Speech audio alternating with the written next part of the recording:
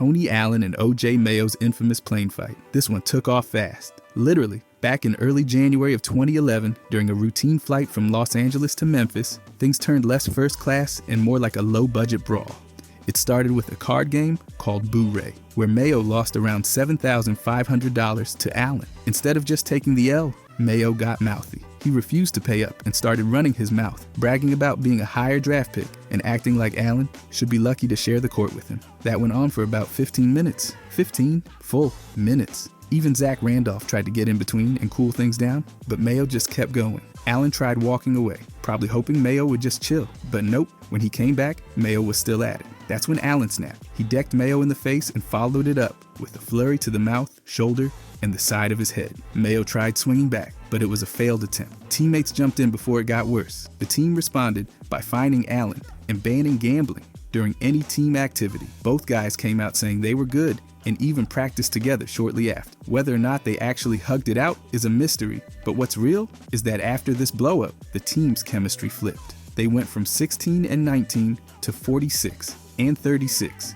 made the playoff, and took out the #1 seed. That fight somehow ended up lighting a fire under that locker room. Trade your star, get the first pick. When a team trades away a franchise star and then stumbles into the top pick, fans don't just raise eyebrows. They start crafting entire detective boards. In 2012, the New Orleans Hornets sent Chris Paul packing to the Clippers. Not long after, they snagged the first overall pick with less than a 14% chance. That alone had folks suspicious, but it got worse. At the time, the NBA actually owned the Hornets. Yeah, the league had just blocked a Chris Paul trade to the Lakers, claiming basketball reasons, and then boom, they land Anthony Davis. It felt too perfect. Fast forward to 2019, same city, different name. The Pelicans traded away Anthony Davis to the Lakers. The package was solid. Lonzo Ball, Brandon Ingram, Josh Hart, and pick. But just before that deal, they jumped to the top pick with only a 6% shot. Then they drafted Zion Williamson, the most hyped prospect since LeBron. Once again, the timing looked just a little too clean. Then 2025 happened. Dallas flipped Luka in a wild 3-team trade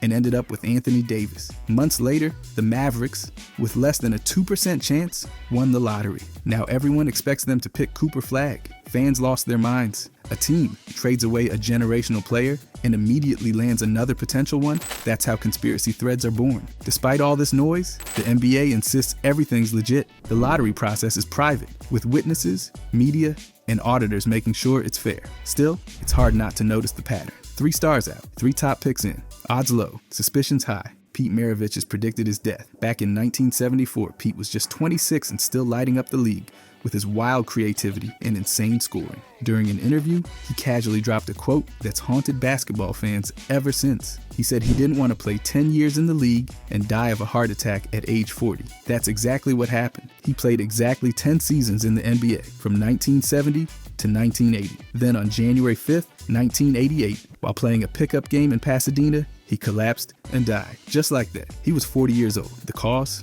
A rare heart defect. Turns out he was born without a left coronary artery. His right artery had enlarged over time to try and do double duty, but it eventually gave out. No one ever caught it. Not a single doctor flagged it. This guy played a decade of professional basketball, and no one knew he had a missing artery. It's one of the most unsettling coincidences in sports history. That quote wasn't something dug up years later either. It was published at the time. The journalist who interviewed him remembered it clearly and confirmed it after Pete's death. He couldn't believe it either. Maravich was known for being unpredictable on the court, but no one expected that offhand comment to come true. And yet, here we are. He's still remembered as one of the most talented guards to ever play. But this one moment, this one line, has kept his story alive in a whole different way. Basketball legend with a tragic twist. By the way, if you guys want to subscribe, I'm going to be posting every day. Thanks. Anyways, the Big Three was planned years prior. This move didn't just shake the NBA, it redefined it. But it didn't happen overnight. LeBron James, D. Wade, and Chris Bosh all came into the league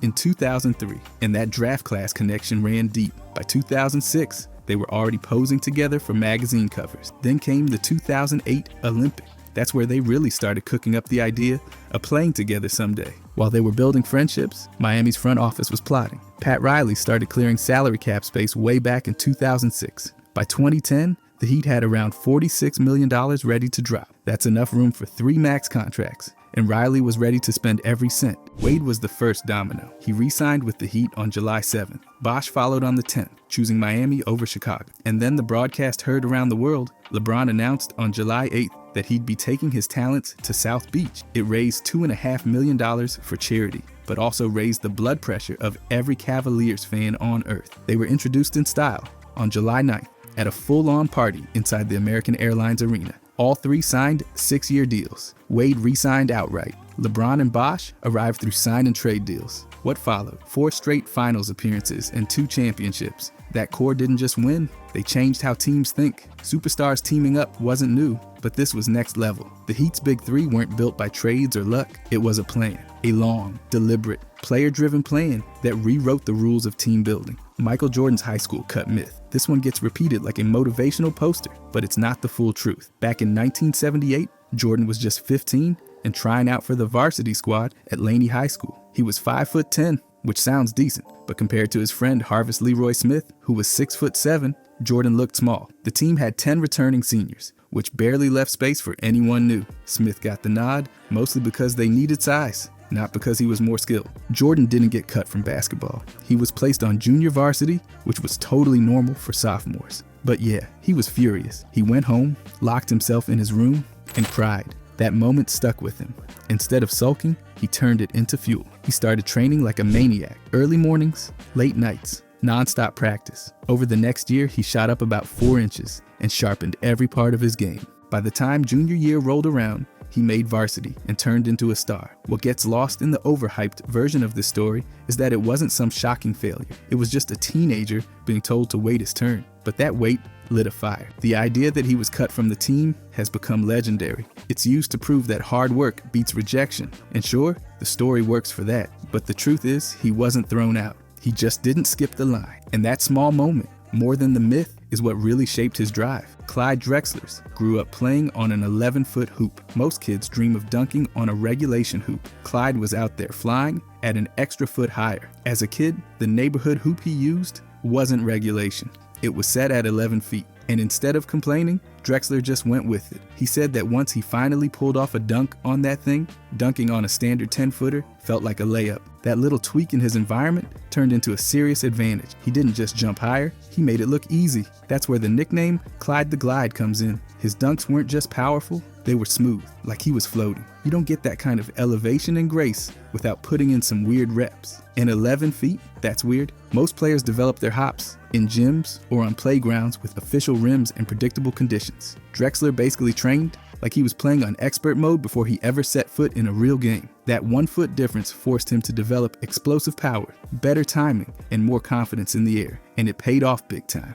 He didn't become one of the best finishers in the league just by accident. That backyard rim probably did more for his game than any fancy training program. It made 10 feet feel like nothing. So while other kids were slapping the backboard and feeling proud, Clyde was already soaring past that, gliding through the air like it was no big deal. 11 feet. Who does that? Clyde did. Wilt Chamberlain's 20,000 claim. This one might be the most infamous stat ever dropped by a basketball player, and it wasn't even about basketball. In 1991, Wilt released his autobiography and casually stated that he'd slept with 20,000 women. Not 2,000, 20,000. That breaks down to about 1.2 women a day, every day, starting from when he was 15 years old. He based the number off an observation by his friend Rod Roderick, who saw Wilt with 23 different women over 10 days. Chamberlain multiplied from there. The public reaction? Predictably chaotic. It came during the AIDS crisis, and a claim like that didn't exactly land softly. But Wilt insisted he wasn't bragging. He said he wasn't trying to flex, just being honest about his lifestyle. He described sex as a major part of his life, almost like basketball. His words, not mine. Later on, he did walk it back a bit, not in the numbers, but in meaning. In a 1999 interview, he said he realized being with one woman many times brought more value than constantly chasing new ones. It was one of the few times he showed a shift in perspective on the subject. Now, the math is the problem. Keeping up that pace while also playing full NBA seasons, traveling, practicing, and doing media feels more fiction than fact. No known kids, no lawsuits.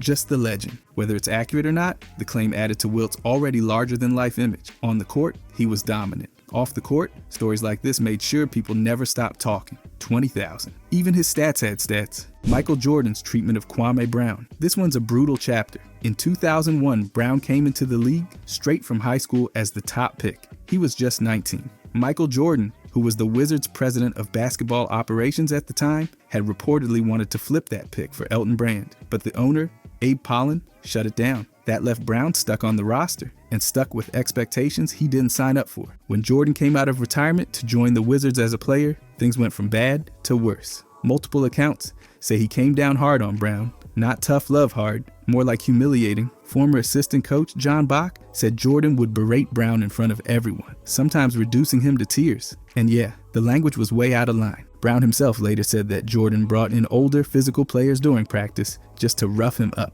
He described the sessions as being designed to beat the crap out of me. That's not exactly player development. It's closer to hazing. Publicly, Jordan didn't hold back either. He criticized the team often, and Brown got caught in the blast radius. Jordan called out the squad in interviews, questioning their work ethic, their toughness, and basically making it known that he didn't trust the guys he was playing with. The pressure crushed any chance for Brown to grow. He was young, raw, and suddenly under the microscope with one of the most intense competitors ever breathing down his neck. Years later, Brown spoke out about that time, pointing to it as a major reason his career never found steady ground. That pick was more than just a bad fit. It was a setup for failure. Corey Maggetti's pointy delts. This might be one of the most unintentionally hilarious urban legends the NBA's ever produced. According to a Reddit tale from 2018, lifted from an old Slam magazine, Maggetti's shoulders were so dense, so sharp, that defenders allegedly avoided reaching in because they didn't want to jam their fingers. Yes, apparently the man's deltoids were classified as a workplace hazard. Now, Maggetti was built like a comic book character. 6'6", somewhere between 225 and 250 pounds, depending on who you ask, and all of it muscle. He was one of those guys who looked like he did curls between possessions. His arms had their own area code. This wasn't just gym hype either. He was relentless in the paint, and his game was all about driving through contact and getting to the line. Over 30% of his points came from free throws, and he had one of the highest foul drawing rates in the league. The myth adds to his legacy. He wasn't a superstar, but his build, his style, and now his alleged delt-based deterrence strategy have made him a cult figure. It's likely just exaggerated storytelling, but in a league that's had players injure themselves, sneezing or eating too much, a guy turning shoulders into weapons, honestly, doesn't feel that far off. Larry Bird's left-handed game. On February 14th, 1986, he pulled off one of the most absurd flexes in NBA history. Facing the Portland Trail Blazers, Bird, very much a right-handed shooter, decided to spend a chunk of the game going left. Not because he had to, just because he wanted to. Before the game, he reportedly told teammates he was saving his right hand for the Lakers. That alone is a wild statement. But then he went out and dropped 47 points, 14 rebounds, and 11 assists in overtime. Just casually handed the Blazers an L while working on his offhand. Out of his 21 made field goals, 10 were with his left. He went 3 for 3 from deep, as if to say, I could torch you normally, but let's spice things up. This wasn't some blowout where he was playing around late in garbage time. The game was tight the whole way and went to overtime. He was actually competing, and he still chose to mess with the sliders. Bird wasn't doing this for a stunt. He was just that competitive and that bored. He needed a challenge, so he gave himself one. The performance has lived on, not just because of the numbers, but because of what it represented. Bird's confidence wasn't ego, it was backed by ridiculous skill and relentless execution. Most players would be lucky to have a 47-point triple-double once in their career. Bird did it left-handed just to entertain himself. That's not just talent, that's a different level of psychological warfare. Hakeem versus Vernon Maxwell. This wasn't your average teammate scuffle, it was almost a prison yard incident with a scoreboard. In 1993, during a game against the Seattle Supersonics, Maxwell was already fuming at halftime over his performance. He was letting it all out in the locker room, and Hakeem had seen enough. Hakeem confronted him, told him to stop whining and get it together. Maxwell responded like you'd expect Vernon Maxwell to respond, by running his mouth. Bad idea. Hakeem slapped him. Not a tap. A full-on sit-you-down slap that launched Maxwell into a chair. Glass broke, chairs flew, and Maxwell completely lost it. He reportedly tried to grab something to retaliate, and it took teammates, coaches, and security to stop things from escalating into full chaos. Maxwell's version of events makes it even wilder. He's talked about it in interviews, saying he wanted to stab Hakeem after the slap. Police had to be involved, not your average halftime adjustment. Somehow, after all that, they both came out in the second half and helped the Rockets win 86-81. That's the part that's so insane. No suspension, no benching. Just two teammates throwing hands in the locker room, then hitting clutch shots together 20 minutes later like nothing happened. This wasn't some minor disagreement. It was an eruption of ego, emotion, and frustration. But it didn't destroy the team. That year, the Rockets weren't just talented. They were volatile, intense, and maybe just crazy enough to win. That altercation, just part of the journey. Biggie's I Got a Story to Tell is about Anthony Mason. For years, it was just a slick, cinematic track on life after death, a tale of suspense, sex, and improvisation.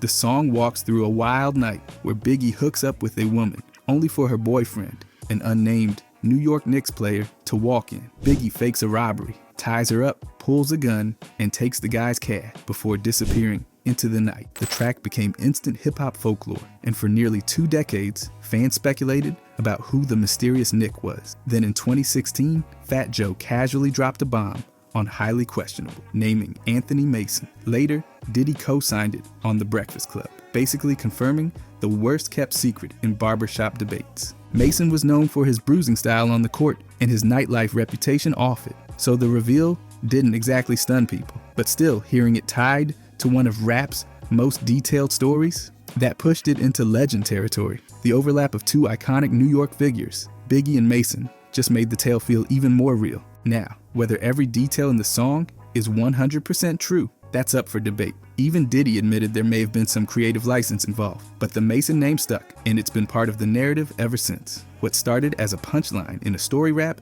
ended up linking two very different icons forever. Whether fact or stylized fiction, the mystery around that Knicks player gave the track staying power, and Mason, knowingly or not, became part of rap history. Kevin Love's hand injury in 2012. Officially, he broke the 3rd and 4th metacarpals on his right hand doing knuckle push-ups. That was the story the Timberwolves and Love stuck to, even though it immediately set off a wave of side eyes and internet speculation. Because let's be honest, how many guys are out here shattering their shooting hand while doing knuckle push-ups in their condo? Love called it a freak accident, said he was just sticking to his training regimen and kept a straight face through every interview. No slip-ups, no elaboration, just, yep, push-ups got me. Meanwhile, the public reaction was exactly what you'd expect. Fans and message boards lit up with alternate theories. The wildest and most persistent, that he punched a fridge after catching his girlfriend cheating. That version, of course, came with zero confirmation. No teammates backing it, no insiders leaking it, just classic online rumor energy. It spread fast, but never went anywhere legit. No reporter ever nailed it down, and Love never cracked. So what we're left with is a tale that sounds just strange enough to be real, but suspicious enough to feel like a cover. No team wants to say their franchise guy injured himself in a rage, but also, what franchise wants to claim he hurt himself doing something as avoidable as push-ups? The only confirmed version remains the push-up storyline. Whether people believe it or not hasn't really changed its official status. It's one of those injuries where the truth might never fully surface. What did surface? A broken hand, 6 to 8 weeks out, and a whole lot of confused headlines. Bob Cousy's almost Knicks moment. In 1950, the Tri-Cities Blackhawks drafted him 3rd overall. Problem was, Cousy had no interest in playing for them. He wanted to stay in the Northeast, and he wasn't exactly thrilled about the money either, so he straight up refused to report. The Blackhawks tried flipping his rights to the Chicago Stags, but then the Stags folded before the season even started. Classic early NBA chaos. With the Stags gone, the league had to figure out what to do with their player, so they held a dispersal draft lottery. 3 names stood out: Max Zaslavsky, Andy Phillip, and Bob Cousy. The Knicks were in that lottery. They had a legit shot at landing Cousy and rewriting their history. Instead, the Boston Celtics got him. That part still stings in hindsight. Even funnier, Red Auerbach didn't even want Cousy at first. He had his eyes on other players and wasn't sold on Cousy's flash. But once Cousy hit the court, that doubt disappeared. He went on to rack up 13 All-Star appearances and became one of the greatest point guards in basketball history. Meanwhile, the Knicks were left wondering what could have been. It's one of those bizarre sliding door moments the NBA's full of. A star nearly lands on one team, ends up on another, and changes the course of league history. If that lottery ball had bounced a different way, Cousy could have been dazzling at the Garden instead of driving the Celtics dynasty. Instead, New York missed their shot, and Boston struck gold. Penny Hardaway's name, origin. Let's clear this one up, because people still manage to butcher it in barbershops and trivia nights. First off, his actual first name, Anthony wasn't some clerical error or southern remix of Anthony. His mother, Faye, picked it on purpose. She named him after a classmate she admired. So no, it wasn't a hospital typo or her struggling with phonics. She meant it, spelled it that way, and stuck with it. Now, the nickname. This part's a little more charming. His grandmother, Louise, used to call him Pretty, but with her thick southern accent, what came out sounded more like Penny, and that's what everyone else started calling him. Pretty turned into Penny, and just like that, a basketball nickname icon was born. It wasn't a branding move or a team gimmick.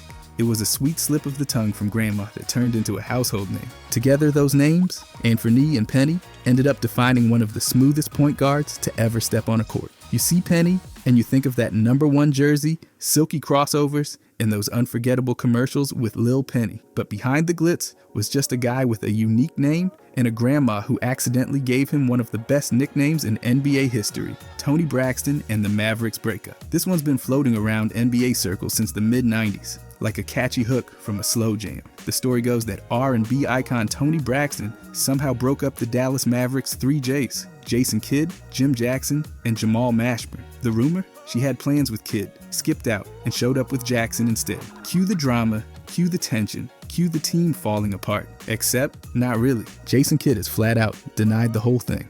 Said he never met her, not once. According to him, the story had a mind of its own. Jim Jackson backed that up too, saying the real issues had nothing to do with anyone singing ballads in a silk dress. Mashburn chimed in as well, saying it wasn't about a love triangle. It was about ego, youth, and poor leadership. And that makes a lot more sense. You had 3 insanely talented players in their early 20s, all trying to be the guy, with no veteran voice in the locker room to glue it together. That's a recipe for chaos. Add in media pressure and fan expectation, and you've got a classic implosion. Not a heartbreak saga, but the Braxton angle stuck. Probably because it's juicier than players had chemistry issues. It turned into a legend, and legends don't really need evidence. They just need a good story. In the end, the Mavericks didn't lose their core over a singer. They lost it the old-fashioned way, with mismatched priorities and too many alphas, not enough adults. Michael Jordan's golf, gambling stories. You've probably heard whispers, but the Richard Esquinas tale is the one that really put a $ on the habit. In 1993, Esquinas, a businessman and amateur golf, dropped a memoir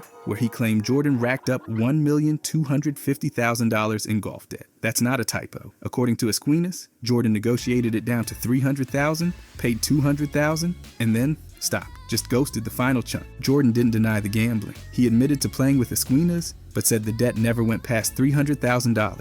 He also questioned the guy's motives. Basically said, "Cool story, bro. Nice book sales." And honestly, he might have had a point, because it didn't stop there. Charles Barkley once shared that Jordan would bet $100,000 on a single putt. Not a game, a putt. In another game, Barkley said he was handed a $1,000 putt by Jordan because Jordan was focused on the much bigger fish on the next hole. Comedian Cedric the Entertainer said playing golf with Jordan meant you better bring 10 grand just to keep up hole to hole. Jordan's own explanation? He said he pushed the envelope, sure, but he didn't call it a problem, just part of who he is. A competitive outlet. On 60 Minutes, he even asked, "Is it compulsive?" and then answered himself like, "Well, depends how you look at it." According to him, it never threatened his finances or family. So yeah, the dollar amounts are insane. But the bigger takeaway? Jordan wasn't just competing in the NBA. He was out here trying to win everything, even on the greens, even if it cost 6 figures. Earl Monroe's own goal conspiracy. Yep, this one's actually true, and it's one of the weirder footnotes in NBA history. March 10th, 1977, the Knicks were up on the Trailblazers, things were winding down, and then Monroe casually launched a shot into his own basket, right as time expired. That's how you end up on an FBI notepad. The Knicks still technically won the game, 108-104, but the shot flipped the betting spread. The line was Knicks by 5.5. Monroe's backwards bucket brought the final margin to 4, meaning the Blazers covered. People who had money on the Knicks, not thrilled. Naturally, this triggered alarms. The NBA launched an investigation to determine whether Monroe had just handed a payday to some lucky gamblers. His explanation? He forgot which basket he was standing at. Also claimed he thought the game had ended already, which is not great. But it was the 70s, and Monroe was a fading star stuck on a middling team with a bunch of tired legs from the last glory run. Now, the FBI was already sniffing around due to a separate tip. Someone had claimed to be working with a Knicks player to shave points. They tried to get him to place a bet, but the guy always backed out, making excuses. Nothing ever materialized. No arrests, no hard proof, just whispers. In the end, Monroe was cleared. No suspension, no fine, just a very strange legacy moment. The man's in the Hall of Fame, has a ring with the Knicks, and also has the rare distinction of being investigated for point shaving because he dunked on himself. Eric Gordon played Michael Jordan's son in Space Jam. The Eric Gordon in Space Jam, not the NBA player. This rumor's been bouncing around for years, probably because both Erics were born in 1988, and apparently that's all some people need to go full conspiracy mode. But no, the kid who played Marcus Jordan in Space Jam is a totally different Eric Gordon. The actor Eric Gordon has a few credits, including Space Jam and a couple of lesser-known shows. The basketball, Eric Gordon, yeah, the one who's spent over a decade splashing threes for the Clippers, Rockets, and Suns, has never stepped foot on a movie set unless someone filmed him walking into a game. The confusion's understandable, though. Same name, same birth year. In Space Jam being the pop culture juggernaut that it is, someone connected the dots wrong and never stopped running with it. Even the Los Angeles Times had to write a whole clarification piece on it. So no, the NBA Eric Gordon wasn't acting as a kid in a blockbuster with Michael Jordan and Bugs Bunny. He was probably in Indiana working on his jumper. The Eric Gordon in Space Jam, just a child actor who shares a name with a future pro, one who probably hears about it every time someone Googles too fast. Wilt Chamberlain, volleyball legend? Yeah, that happened. After retiring from the NBA in 1973, Chamberlain decided that dominating one sport wasn't enough, so he jumped into volleyball, and not just as a side hustle. He went all in. In 1975, he helped found the International Volleyball Association, a short-lived but very real professional co-ed league. He wasn't just a figurehead, he was the president, the face, the promotional engine, and yes, a player. He suited up for the Southern California Bangers and the Seattle Smashers, because of course he did. Those names are very real. His volleyball skills, raw in spots, his passing and setting, weren't exactly poetry, but his spiking, that was terrifying. Imagine trying to block Wilt Chamberlain at the net. Teammates said his power was ridiculous. Opponents just hoped to survive. But Wilt didn't stop at just playing. He used his fame to give volleyball some much needed shine. He sponsored events, organized showcases, and kept the media talking. In a country where volleyball rarely gets attention, Wilt made people look, and the payoff? He was inducted into the International Volleyball Hall of Fame. That's not an honorary nod. They recognized him for his real influence on the sport's growth in the US. That puts Wilt in rare air, someone honored at the highest level in two professional sports. So yeah, after rewriting basketball's record book, Wilt spent the next chapter of his athletic life jumping over volleyball nets. Not content with just being great, he wanted to change the game. Again, the Matt Barnes and DeMarcus Cousins nightclub brawl. This one got messy, but let's clear up the myth. On December 5th, 2016, after a Kings-Knicks game, Barnes and Cousins hit up Avenue nightclub in Manhattan, and that's where things spiraled. According to reports, in the civil lawsuit, Barnes allegedly choked a woman named Jasmine Basiso, and when her boyfriend Myrone Powell tried to intervene, Cousins allegedly punched him. Barnes was also accused of elbowing Basiso and continuing to assault Powell after he hit the ground. That's the story that made headlines. Now here's where the legend kicks in. People started whispering that Barnes took the fall for Cousins, like he stepped in legally to protect his teammate. But let's not pretend this is a mafia flick. Barnes pled guilty to disorderly conduct and did community service. Cousins, meanwhile, was named in the lawsuit, but didn't face criminal charges. That's not taking the fall. That's one guy ending up in court while the other one wasn't charged. No court documents, police statements, or credible reports ever backed up the idea that Barnes threw himself on the sword for Cousins. It's more likely that Barnes got more attention because he's Barnes. Volatile reputation, long history of on and off court chaos, and a knack for getting headlines. Bottom line, both were there, both were involved, both were sued. But legally speaking, there's no proof Barnes shielded Cousins. That part's just urban legend smoke, not legal fire. If you enjoyed this, I'm going to be posting a lot here. I would greatly appreciate it if you could subscribe. Thanks for watching.